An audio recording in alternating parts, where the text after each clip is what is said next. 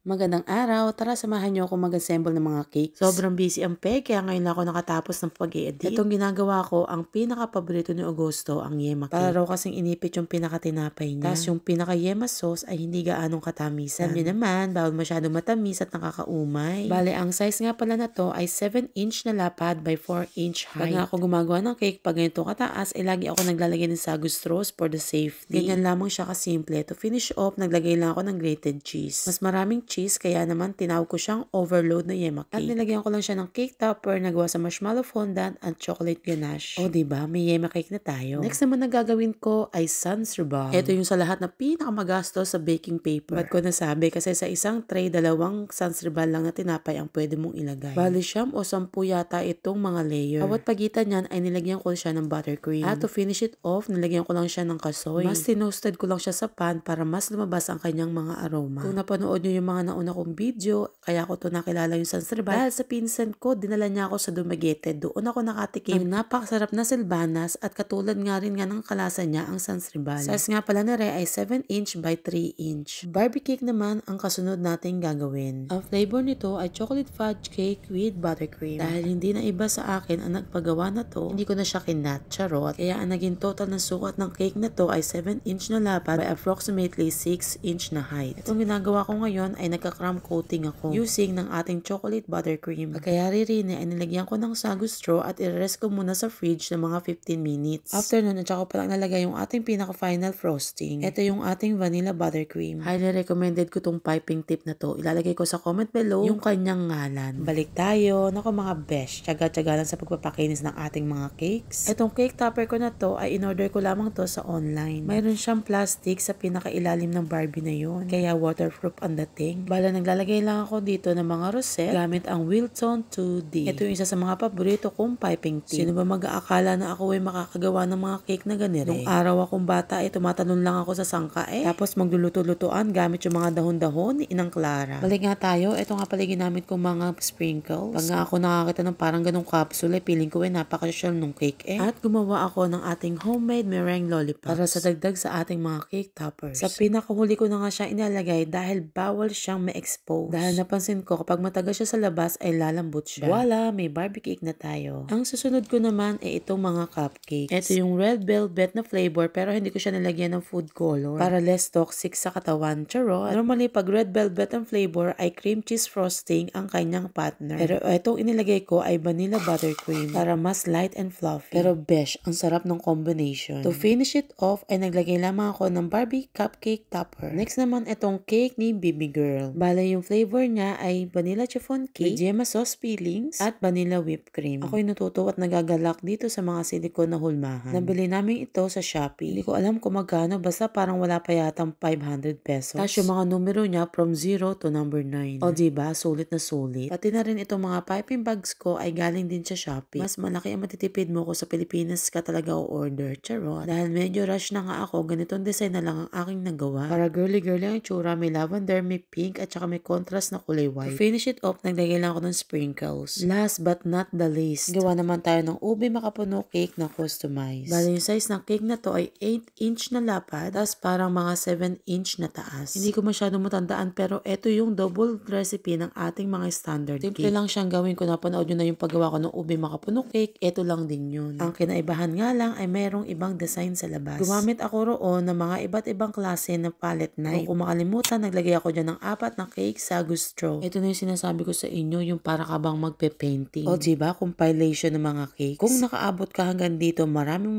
pong salamat sa panonood, sa pag-share at sa pag-like ng aking mga video. Lamang po, hanggang sa muli. Bye!